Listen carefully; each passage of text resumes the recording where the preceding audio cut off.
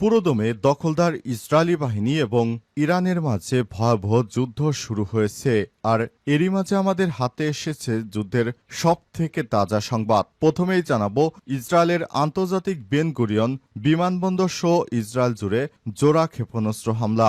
আলহামদুলিল্লাহ, এবার ইয়েমেন থেকে হুতি বিদ্রোহীরা ইসরায়েলের উপর পৃথক জোড়া হামলা চালিয়েছে। এর মধ্যে তারা ব্যালিস্টিক ক্ষেপণাস্ত্র হামলা করে ইসরায়েলের প্রধান আন্তর্জাতিক বেন গুরিয়ন বিমানবন্দরকে গুঁড়িয়ে দিয়েছে।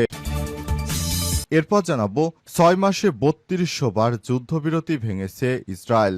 গত বছরের নভেম্বরে শুরু হওয়া যুদ্ধবিরতির পর থেকে ইসরায়েল লেবাননের সঙ্গে প্রায় ৩২০০ বার যুদ্ধবিরতি লঙ্ঘন করে। লেবাননের কর্তৃপক্ষ এই তথ্য নিশ্চিত করেছে। এতে অন্তত ২০০ জন নিহত, প্রায় ৪০০ জন আহত হয়েছে। এদিকে ইসরায়েলের হুমকিতে যুক্তরাষ্ট্রকে হুঁশিয়ারি করল ইরান।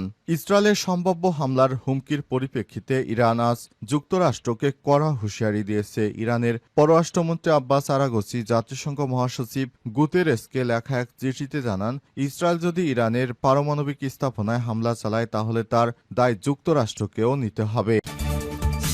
এবারে জানাবো ইরানের বিরুদ্ধে তেলের ট্যাঙ্কার ছিনতাইয়ের অভিযোগ। ওমান উপসাগরে জাস্ক বন্দরের কাছে সংযুক্ত আরব আমিরাতের সঙ্গে সংশ্লিষ্ট একটি জ্বালানি তেলবাহী ট্যাঙ্কার ছিনতাইয়ের ঘটনা ঘটেছে। ইরানের নৌবাহিনী আজ এই তথ্য জানায়, তারা এই ঘটনায় কোনোভাবেই জড়িত নয়। এবং সর্বশেষ জানাবো ভোট ডিসেম্বরে না হলে বিএনপি সরকারের পাশে থাকবে না, জানিয়েছে বিএনপি। বিএনপি জরুরি সংবাদ সম্মেলনে জানিয়েছে, এবছরের ডিসেম্বরের মধ্যে যদি নির্বাচন না হয় তাহলে অন্তর্বর্তীকালীন সরকারের পাশে থাকবে না। প্রিয় দর্শক, এতক্ষণ শুনছিলেন সংবাদ শিরোনাম, এবারে বিস্তারিত। তবে তার আগে বন্ধুরা অনুরোধ থাকবে এই সংবাদটিতে একটি লাইক দিন।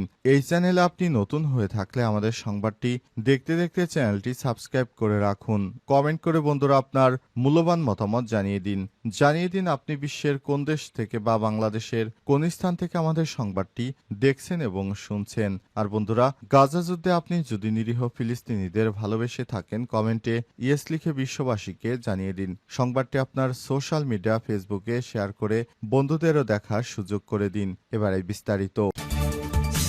ভোট ডিসেম্বরে না হলে বিএনপির জন্য সরকারের পাশে থাকা কঠিন হবে। ডিসেম্বরের মতো সংসদ নির্বাচন না হলে অন্তর্বর্তীকালীন সরকারের প্রতি সমর্থন অব্যাহত রাখা কঠিন হবে বলে ঘোষণা দিয়েছে বিএনপি। আজ বিকেলে বিএনপির সর্বোচ্চ নীতি নির্ধারণী ফোরাম থেকে জাতীয় স্থায়ী কমিটির এক জরুরি সংবাদ সম্মেলনে দলের এই অবস্থান তুলে ধরেছে স্থায়ী কমিটির সদস্য ড খন্দকার মোশারেফ হোসেন। তারা জানিয়েছে, আগামী ডিসেম্বরে যদি নির্বাচন না হয় তাহলে সরকারের পাশে থাকবে না বিএনপি।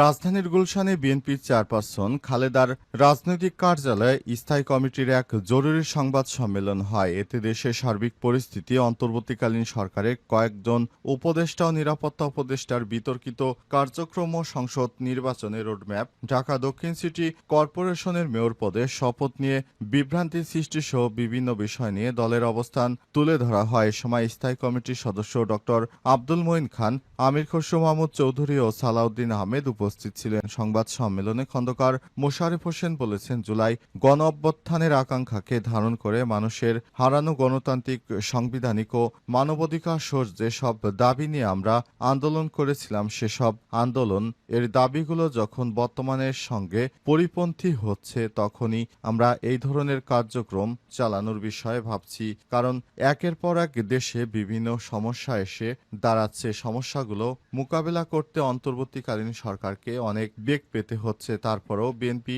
অন্তর্বর্তীকালীন সরকারের সমর্থন করে, কিন্তু আগামী ডিসেম্বরে যদি নির্বাচন না হয় তাহলে বিএনপি সরকারের সঙ্গে থাকবে না, এমনটাই জানিয়েছেন তারা। আরও জানিয়েছেন যে সরকারের পক্ষ থেকে বারবার এই ধরনের প্রতিশ্রুতি দেওয়া হলে অনেক সময় দেখা যাচ্ছে সরকার জুলাই গণ অভ্যুত্থানের পরিপন্থী অনেক কর্মকাণ্ডে ব্যস্ত হয়ে পড়ছে।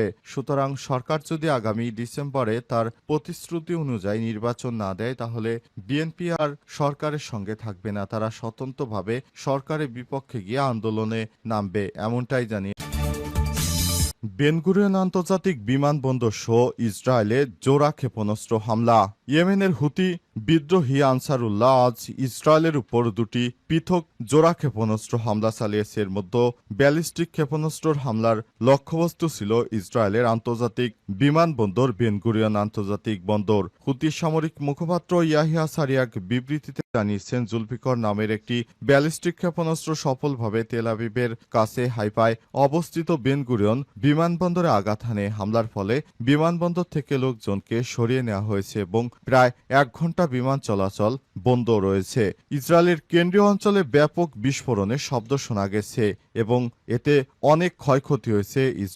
ইসরায়েলের চ্যানেল 12 জানিয়েছে, হামলার সময় একাধিক আন্তর্জাতিক ফ্লাইট মাঝ আকাশে দিক পরিবর্তন করে অন্য দেশে পালিয়ে যেতে বাধ্য হয়েছে।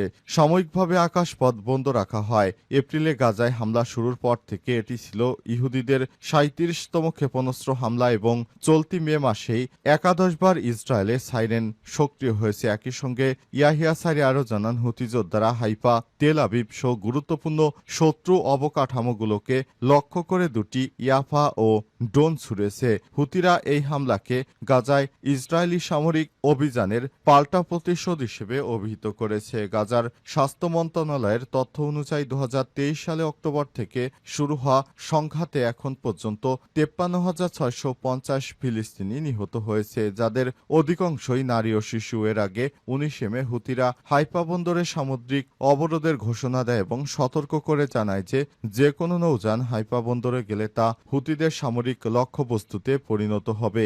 এরপরই ইসরায়েলের ওই বন্দর ছেড়ে যায় সবাই।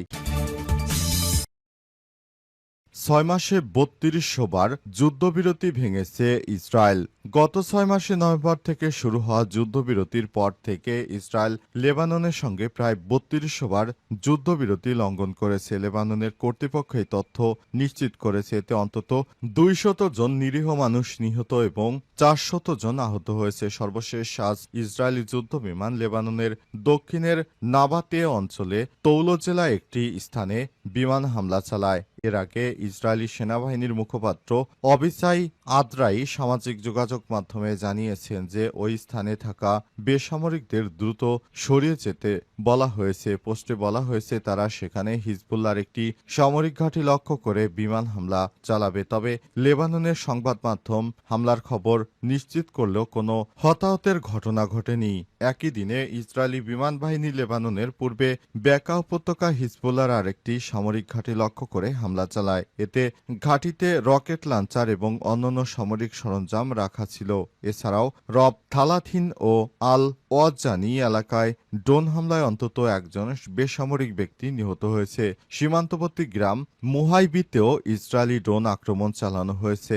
ইসরায়েল যুদ্ধবিরতির চুক্তির আওতায় 2025 সাল এর 26 জানুয়ারির মধ্যে লেবানন দক্ষিণ থেকে পুরোপুরি সেনা প্রত্যাহারের কথা ছিল, কিন্তু ইসরায়েল সে সময়সীমা অতিক্রম করে ফেব্রুয়ারি 18 সময় বাড়িয়েছে এবং এখনও সীমান্তে 5টি সামরিক ঘাঁটিতে তাদের বাহিনী মোতায়েন রেখেছে। এই হামলা ও লঙ্ঘনগুলো লেবাননে ব্যাপক উদ্বেগের সৃষ্টি করেছে এবং সাম্প্রতিক সময়ে সবচেয়ে বড় নিরাপত্তার হুমকি হিসেবে বিবেচিত হচ্ছে। ইসরায়েলের হুমকিতে যুক্তরাষ্ট্রকে হুঁশিয়ারি করল ইরান। ইসরায়েলের সম্ভাব্য হামলার হুমকির পরিপ্রেক্ষিতে ইরান বৃহস্পতিবার যুক্তরাষ্ট্রকে কড়া হুঁশিয়ারি দিয়েছেন। ইরানের পররাষ্ট্রমন্ত্রী আব্বাস আরাঘচি জাতিসংঘ মহাসচিব অ্যান্টোনিও গুতেরেসকে লেখা এক চিঠিতে জানান, ইসরায়েল যদি ইরানের পারমাণবিক স্থাপনায় হামলা চালায় তাহলে তার দায় যুক্তরাষ্ট্রকেই নিতে হবে। তিনি আরও বলেছেন, যদি ইসরায়েল কোনো ধরনের দুঃসাহসিক পদক্ষেপ নেয় তাহলে আমরা তীব্র প্রতিক্রিয়া জানাবো। এই জায়নিস্ট শাসন অর্থাৎ ইসরায়েল যে কোনো অবৈধ উপায়ে পদক্ষেপ এর বিরুদ্ধে আমরা বিপুল জবাব দেব। আরাঘচি আর উল্লেখ করে বলেছেন, যদি ইরানের পারমাণবিক স্থাপনাগুলোর উপর হামলা বা হুমকি হয় তাহলে তা প্রতিশোধ হিসেবে ব্যবস্থা নেওয়া হতে পারে এবং সেসব পদক্ষেপ আন্তর্জাতিক পারমাণবিক সংস্থা পরে জানানো হবে। আজ রোমে ইরান যুক্তরাষ্ট্র পারমাণবিক আলোচনার 5ম দফা অনুষ্ঠিত হওয়ার কথা রয়েছে। এই আলোচনাকে কেন্দ্র করে অঞ্চল জুড়ে উত্তেজনা শুরু হয়েছে। এদিকে আলাদা এক বিবৃতিতে ইরানের রেভলিউশনারি গার্ডস আইআরজিসি হুঁশিয়ারি দিয়ে বলেছে, ইসরায়েল যদি হামলা চালায় তাহলে তারা ধ্বংসাত্মক ও চূড়ান্ত জবাব পাবে। আইআরজিসির মুখপাত্র আলী মোহাম্মদ নাইনি রাষ্ট্রীয় গণমাধ্যমে বলেছেন, তারা যুদ্ধের ভয় দেখিয়ে আমাদের ভয় পাইয়ে দিতে চায়, কিন্তু তাদের হিসাব ভুল। ইরান ভয় পায় না, ইরান সম্পূর্ণরূপে প্রস্তুত। যুক্তরাষ্ট্র বা তার মিত্ররা আসুক ইরানের সঙ্গে, ইরান সব ধরনের প্রতিশোধমূলক কর্মকাণ্ড চালাতে তারা এখন পারদর্শী, আগের থেকে অনেক বেশি শক্তিশালী ইরান।